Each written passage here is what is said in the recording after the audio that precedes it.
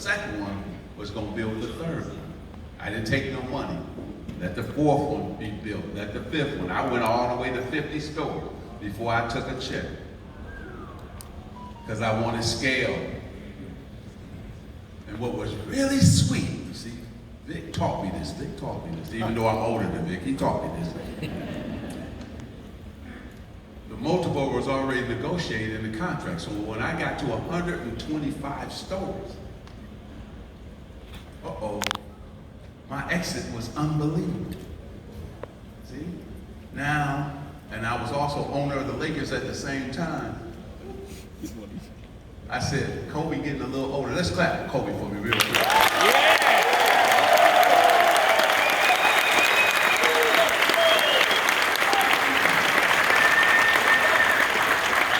So it's time to sell because the valuation of the Lakers is here.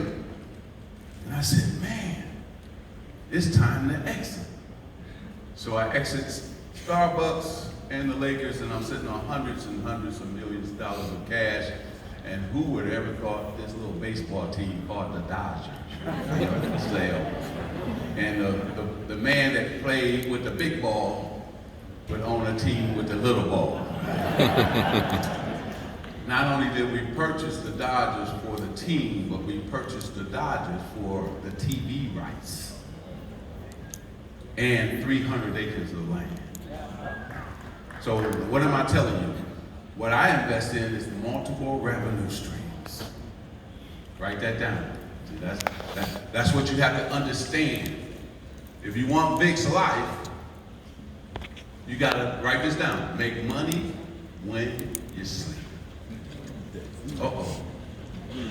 That's why in 2 weeks I'm taking my wife on a 6 weeks vacation on that same yacht. You know, right? See, I work real hard up until July, and then I take July and August off because that's max life. Live your max life. Okay? That's what I'm talking about. But let me hit you with this. I had to work for it. I came up poor, 6 sisters, 3 brothers. But I didn't have poor dreams. We had the peanut butter, but sometimes we didn't have the jelly or the bread. We had the Kool-Aid, sometimes we didn't have the sugar. But I knew I was gonna have that life. And I'm not afraid to work for it. See, a lot of people want something, but they don't want to go to work for it. Sometimes it takes you working on Saturday. That's why you're here now at this conference. Sometimes it takes you saying, hey, baby, I got to take you to church. I take my wife to church on Sunday. Then I said, I got to go run now. And do what? Make this money. Or make this connection. If somebody want to meet me on Sunday, they just have to do it after church. But I'm going to go meet them. Are you willing to do what it takes to put yourself in that situation where you do have that life and that lifestyle that you want? And then you have to make good decisions because your brand is everything. Don't let that social media kill your brand. Yeah, you put out something that you don't want out there. Can't take it back. Your brand is everything. Remember that.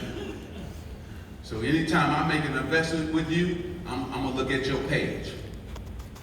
What he doing? What's she doing? Because I can't have you kill my brand. I can't align myself with your brand if it's tainted or bad. So it's very important your brand stays clean because you can always make money. Be a man and woman of your word. I've never been late in 40-something years, and I never will be late. You have to be disciplined. You want that life? You gotta be disciplined. You gotta be disciplined. Now, this is my 5th city this week. Tomorrow, I'm gonna be in Gary, Indiana. Right before Father's Day. My wife says, as long as you make it by Sunday, you okay. But see, I'm a disciplined man. 4 o'clock in the morning, I wake up. I'm looking at the market. What's going on? See, I live in LA, so that means it's 7 o'clock back here. I can be on the phone with my partners back east, making things happen. So what am I into? After Starbucks, I own a lot of sports teams because sports evaluations of the teams now have gone through the roof, right? So the Dodgers, we bought it at $2.5 billion. It's worth over $4 billion right now. And 300 acres of land by itself is worth over $2 billion. So that's $6 billion we're talking about, right? So, LA Sparks, MLS soccer team, LAFC. We just became the first team in LAFC, in MLS to be worth over what? $1 billion. We're the only team in MLS worth over $1 billion, right?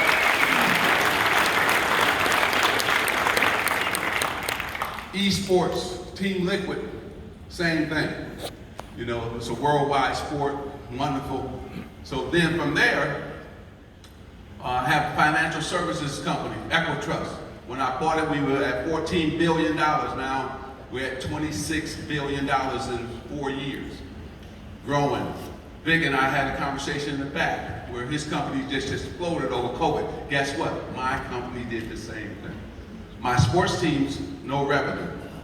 But my financial services company, everybody wanted more policy. They wanted more coverage.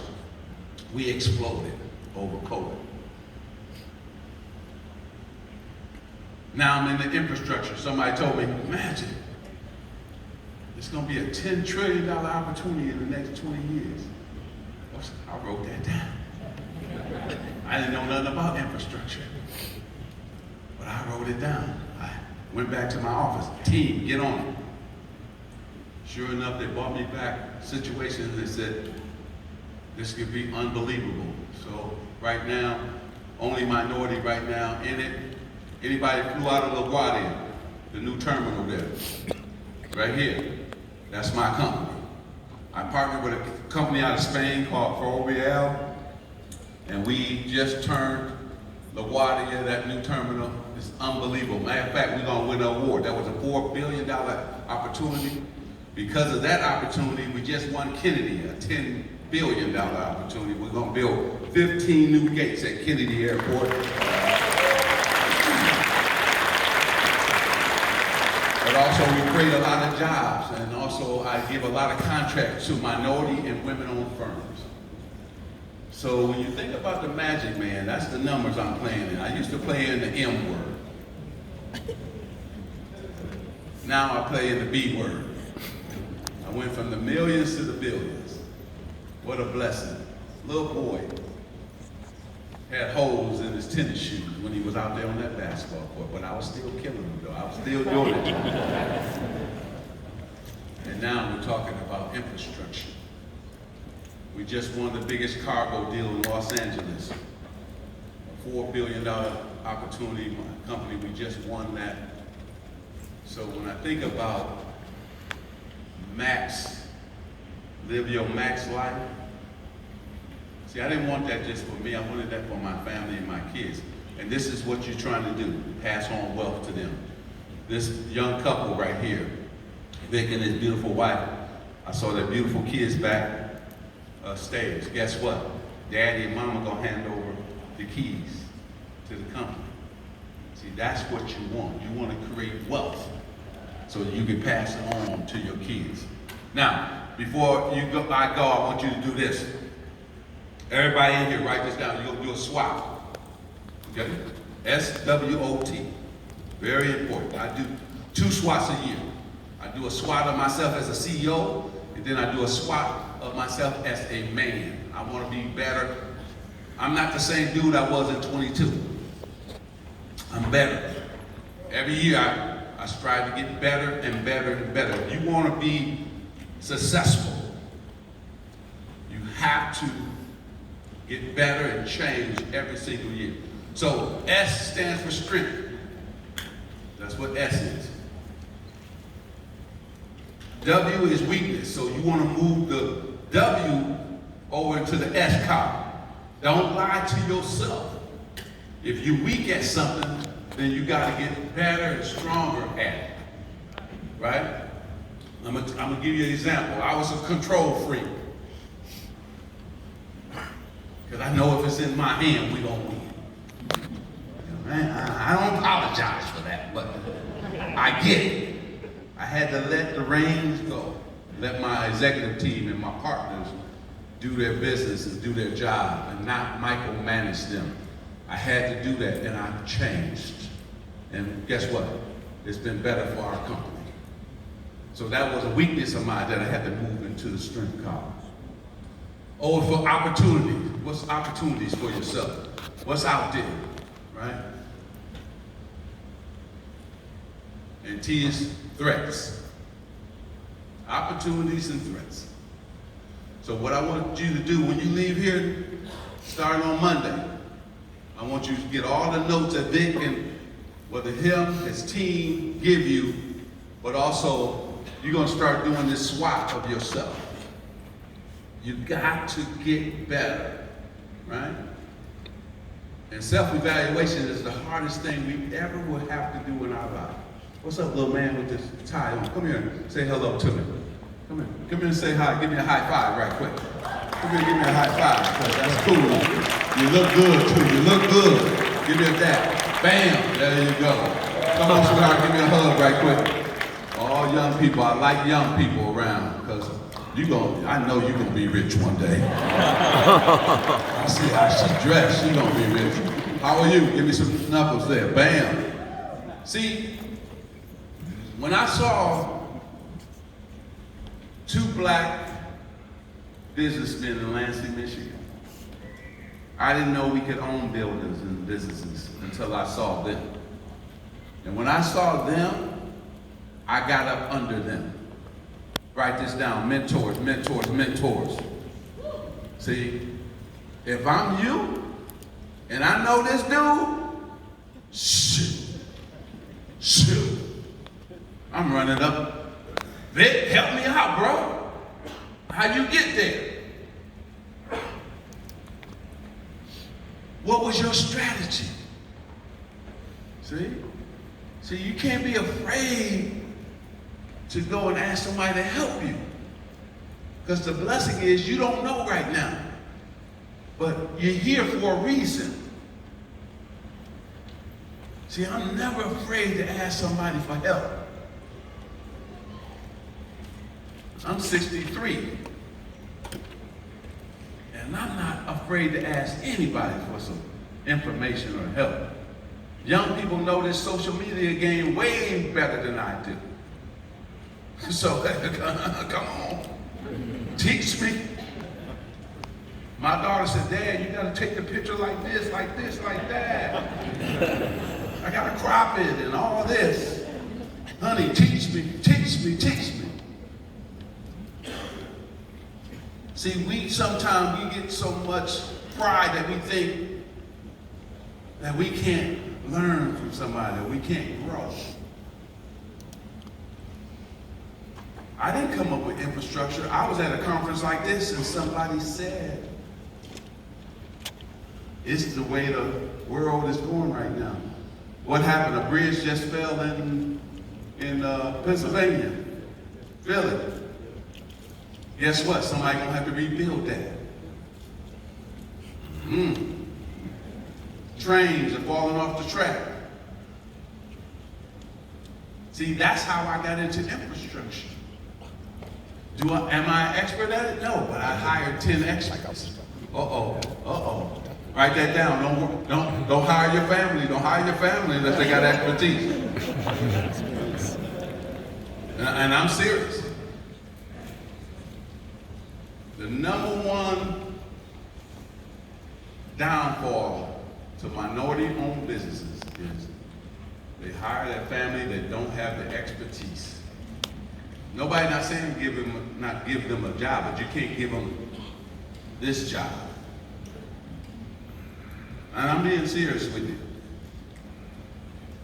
It's a beautiful crowd. The Magic Man, I hired, hey, Big, I pay my family to stay away. You don't have to come in and get a check right there. They home, you cool. I don't look them, big. Here you go. Don't worry about it. I'm serious. Listen. Because what'll happen is they're gonna lean on you and say, you're supposed to be there at 9. Oh, I woke up late, I'm there at 11. Because they're a family member. They can get away with that, they think, right? But listen, you can be very successful. You gotta believe in yourself. And make sure there's high demand for what you're going to invest in. I love what Vic is in because it's recession-proof, high demand. He's always gonna be rich and successful. Healthcare, so smart. So that's what you gotta understand. And remember this, it's not about your likes, it's about the customer likes. See, a lot of us wanna design our business because, make it look like this because we like it. But you don't think about the customer. So remember that as well. Remember, it's about that customer, over-deliver to that customer. Now, I had the Starbucks, right? And because we're in the inner cities in the minority community, I had to take out the scones out of my Starbucks. Because black folks, we don't know what scones are.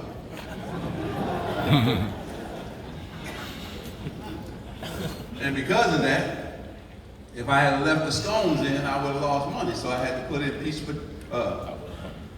sakatumi cake, peach cobbler, sweet potato pie, things that resonate with the urban consumer.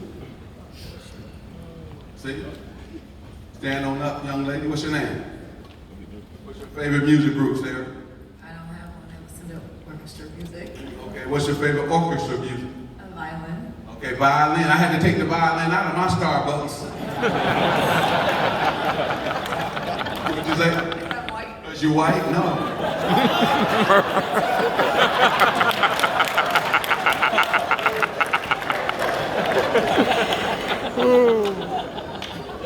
The violin wouldn't work with my people. I'm white.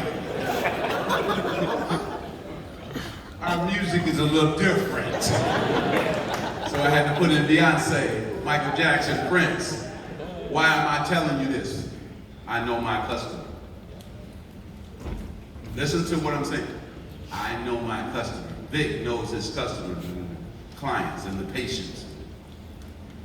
You have to over-deliver to them. So if I left the violin music in there, see, I'm losing my customer. They toe not tapping. They head not.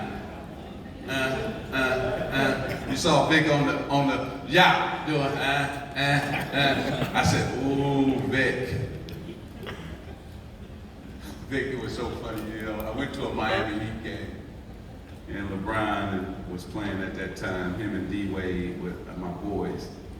And this is my mindset, everybody. You have to have a mindset. So I get a note from the ball boy. He said, meet us in the back after the game. So I go in the back after the game, and they come out and say, man, let's go to dinner. And I said, no, I can't go to dinner with you guys. I'm going with your owner, Mickey Harrison. What? I said, you make millions, he a billionaire, I'm going with him. Why did I say that? Listen to what I'm saying. I'm learning from this man. See? Remember, who's around you is very important. Do they have your same mindset? Can they help you along your journey? See? I'll tell you another quick story. We in Monaco. Prince Rainier running the whole Providence or whatever Monaco is. So the dream team is there. So we all up in with Prince Rainier. So the dream team, all the basketball players are over here. Prince Rainier is over there with Commissioner Stern and them. So I started going this way. I end up in the corner with Prince Rainier for about an hour. Guess what happened? Became my friend. Every time I was in Monaco, hey, call me up. Let's have dinner. He elevated me. Now his son is taking over. Guess who know his son very well? I just had my birthday party. He gave me the exclusive club. The yacht club is called in Monaco. He let me have the yacht club. And guess what he said? Well, don't worry about the money. You can have it. See, that's what I'm talking about.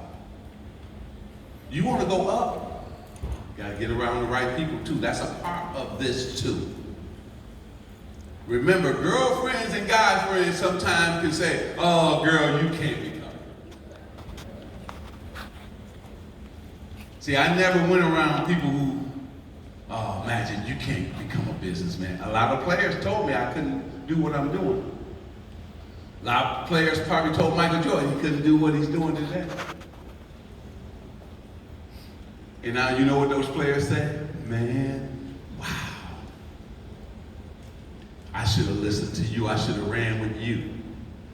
Case in point, I was a rookie. There was a radio station for sale. At that time, all of us who are minorities, which are a lot of people in this room are minorities, you can buy them for less money. So I went on and bought an AM station, pennies on the dollar, kept it for 3 years, and changed it to an FM station. But I went into the locker room, Vic, and said, hey, man, invest with me. Guess what they did? They laughed. Man, you don't know nothing about business. We had 10 acres of land. I moved the towers close to the building, sold the 10 acres of land for the amount that I paid for the radio station. Then I resold the radio station, all profit. So I got that big ass check and I took it right into the locker room and said, this is what y'all missed. See? So I never ran with the basketball players for business. I played with them, but I had another set of friends when it came to this business thing. And let them say what they want to say. You know what they told me? The team called me in for a personal meeting and said, it's an unwritten rule, you can't run with the owner. I said, I don't care what that rule says. I'm getting with Dr. Jerry Buss. He's the owner of the Lakers. And guess what he did? He became my first mentor, opened up the Laker books to me, taught me business. See, I learned from the man. So if you guys don't come here and get a car from Vic and people on this front row and successful people in this room, all you young people should be saying, how can one day we do business together? You might not be ready now, but tell them in 3 years you'll be ready. See, you'll be ready. See, and that's the key. Might not be ready now, but in 3 years you'll be ready. And I'm gonna tell you what happened. I got a facilities management and food service company, Sodexo Magic. So I always wanted a Disney contract. If you get Disney, you get everything, right? So I went to a conference. We got about 2,000 people who wanted to do business with Disney, all minorities. So the man said, when I order 1 million or 100 million napkins, you got to be able to deliver 100 million napkins. I said, oh, shoot, I'm not ready. Write that down. Sometimes you got to pass on a deal because you're not ready. But get ready. So I passed. I didn't go after the contract because my team wasn't ready. Here it is right here. 3 years later, I came back for that same contract. Guess who won? I won that contract. Now, I feed 300,000 people at Disneyland 3 meals a day. Mickey and Minnie eat my food, right? So hold on. That's one thing.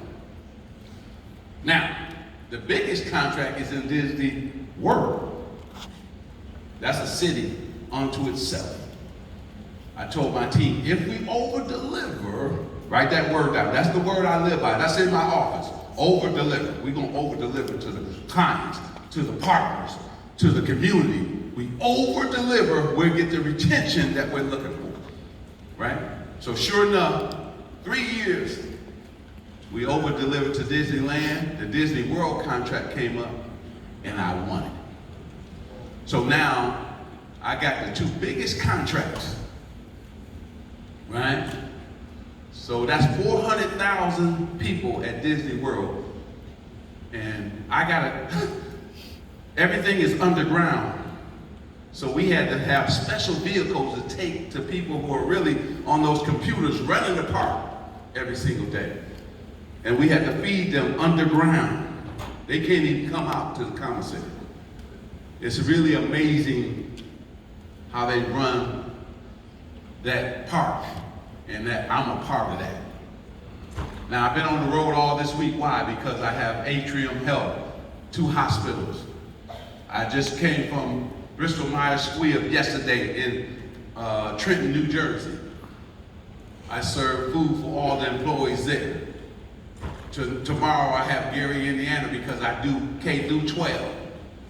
So I gotta go high five the mayor, say hello to the superintendent of school. See, that's what you gotta do. You just gotta continue to grind. I don't have to work, but I love working.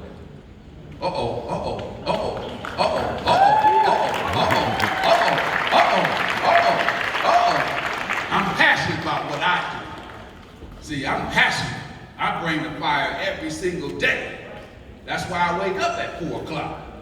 Woo! Boy, I hit the gym for 2 hours. That's why I brother look.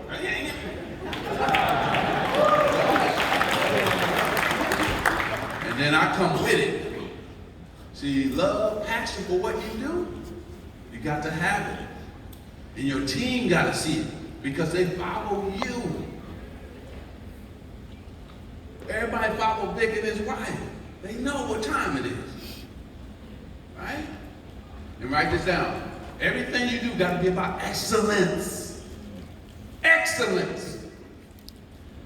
Everything you do got to be about excellence. Best in class. See, I can pick my business up from the inner city and put it in suburban America. Everybody say, ooh, that's a nice business. Because I'm about excellence, doing things right. See, my team follows that. Nobody wants to come on the road with me, my team. Why do we have to get to every meeting an hour ahead of time, Mr. J? They call me Mr. J. Hey, sweetheart, how are you? Everything, come give me a hug. Come give the Magic Man a hug right now, because I need a hug today. I need a hug. Give her a hand, because sometimes you just need a hug.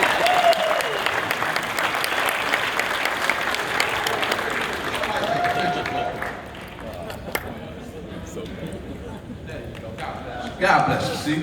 Sometimes you just need a hug. Darren, what you doing? Messing up the whole program. See, I can keep going because I love to do this. I know we're supposed to have a Q&A. What time is it? Okay, oh man, I done took all the time, didn't I? I better ask the queen. You didn't mind I took this type of time, did you? Okay, thank you. See, I gotta ask the queen. Just like people say, Mr. Johnson, I said, no, ask my wife. I'm not no fool. Ask mama.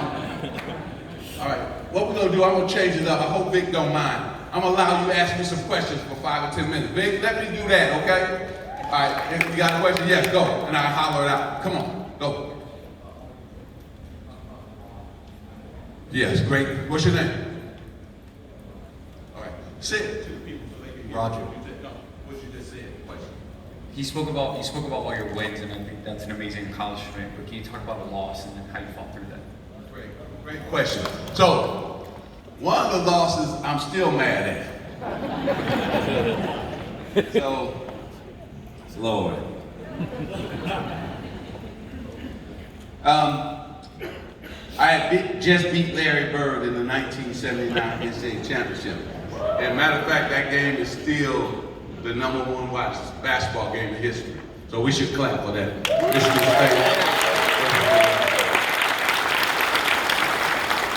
And, Mike is not. Is it? oh, yeah, now it is. I'm gonna finish this up. When you're done. And then we're gonna go into it. And so, all the shoe companies came calling. At that time, Converse was the biggest company. And so they offered me the most money. And then Adidas was the second company. They offered me the second most money. But then there was this long-haired guy that came, and his name was Phil Knight. And he said, Magic, I can't offer you what Adidas and Converse can offer you, but I can offer you stock.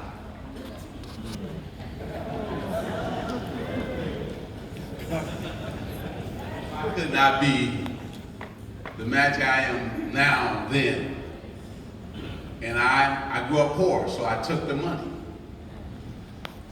They just ran an evaluation. If I had to took that stock, that Nike stock, 40-something years ago, it's worth over $1 billion right now. So that was the one. Yeah, thank you for reminding me. I appreciate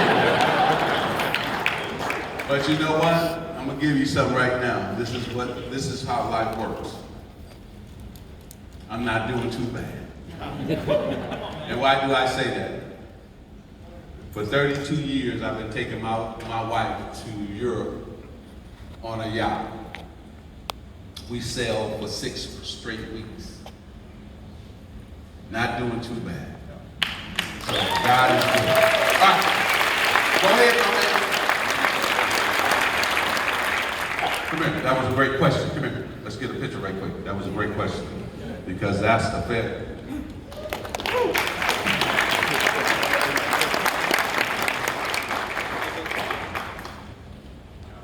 All right, I'm ready. Go ahead, baby. You're amazing, man. I like to stand up, so go ahead, we can talk, because I love to be out here with the people. I'll stand. Okay, cool. Let's do it.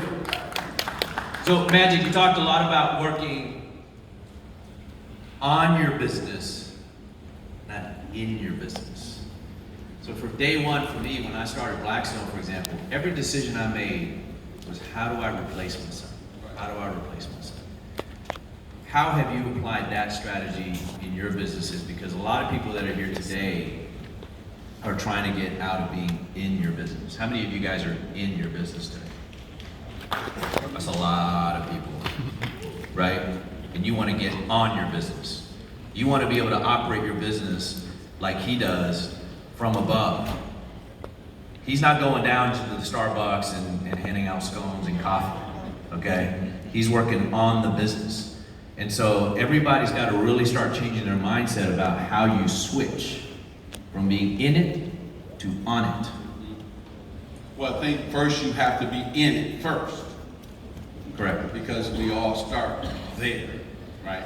And then we transition from what you just talked about to now, because when you first grow it, you have to get everybody on your mindset and making sure they're doing what they're doing. And how much time did you spend doing that? When you started out? The first year or two, just making sure everybody was on top of it. After that, you were... Yeah, because now everybody knows what is expected of them, my executive team, the management team. So, and then you actually allow them to, you don't be in it now because you got a team who be in it every single day.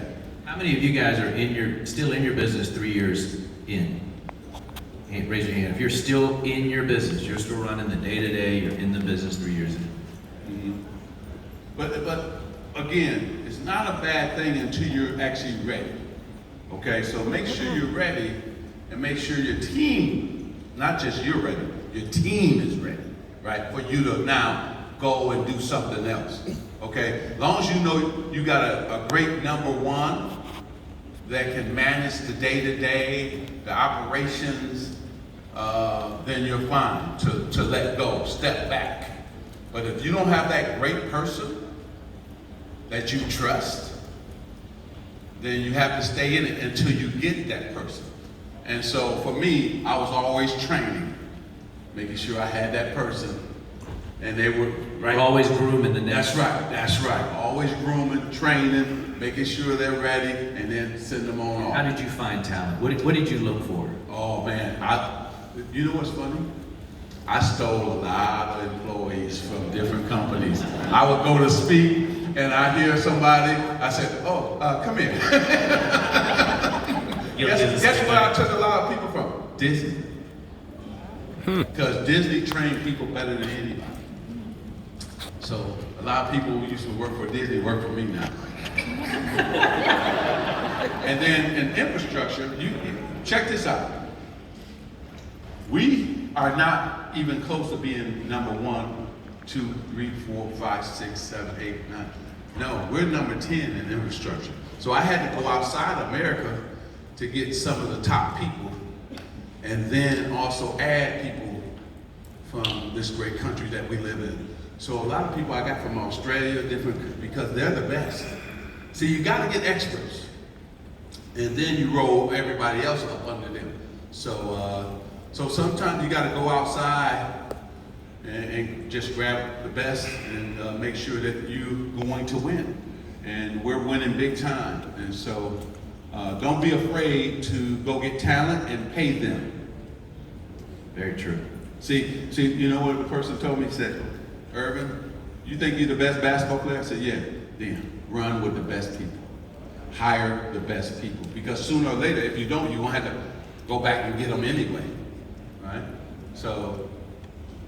How did you become such a visionary? Because we were talking about it backstage, and I said, I'm so impressed with people's ability. Sometimes people have an innate ability, God-given gift to do one thing, right? And we talked about Dion backstage too, and I was just like, cat plays football, I'm gonna go play baseball at the highest level. Yeah. And for you, you're in the highest level in basketball, Hall of Fame.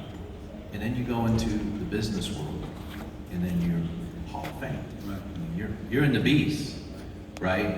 When did that click for you when you saw it? Because I remember I saw an interview one day. You said you can't dream it, you can't have it. Yeah. Right. When did that happen for you? Because I know a lot of people in the audience today are wondering, man, how does Magic have this mindset, and when do you feel you had that? I've never been in that box. See, you know what holds everybody back here? Is because they feel they have to do it like everybody else.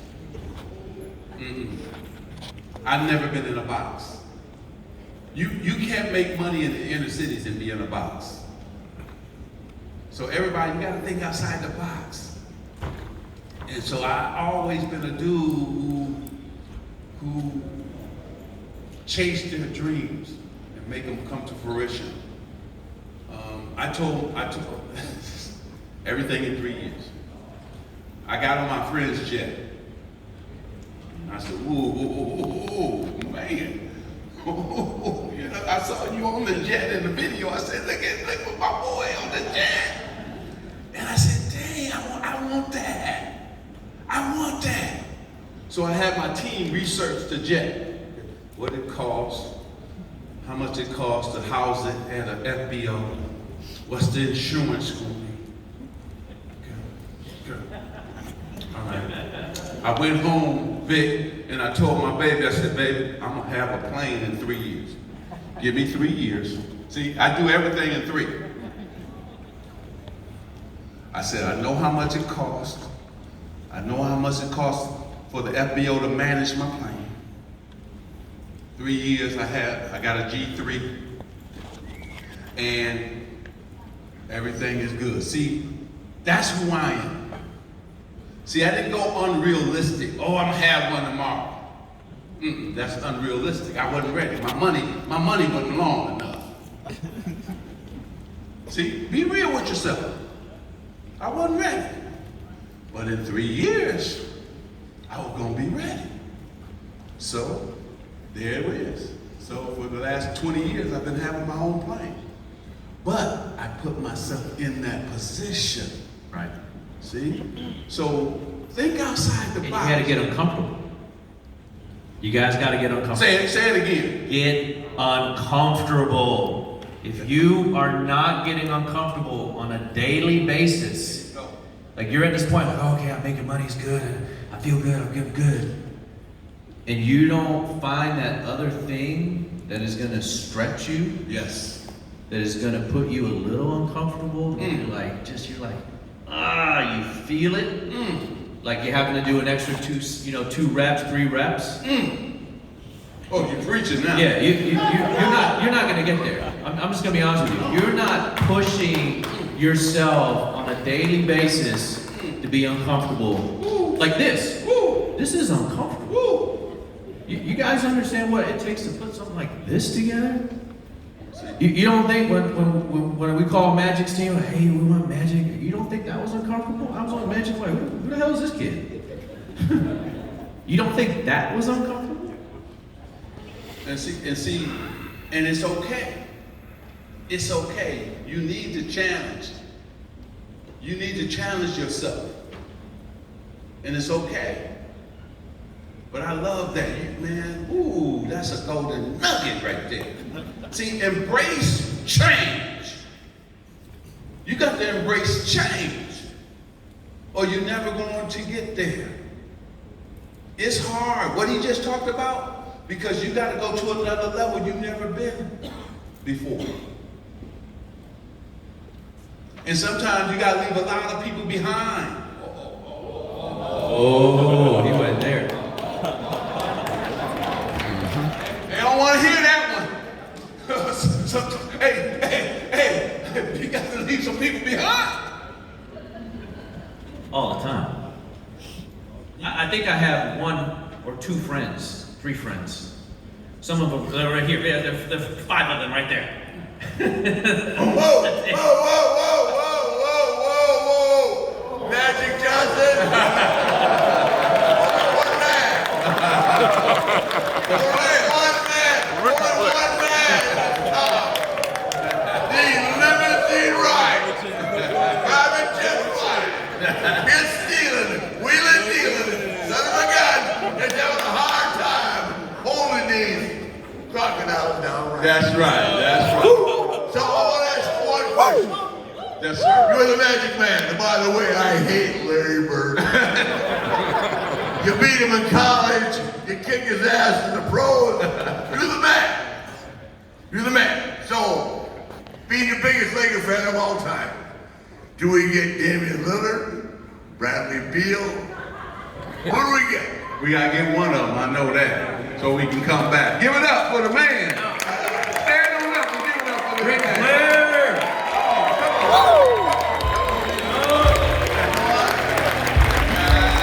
Magic Man,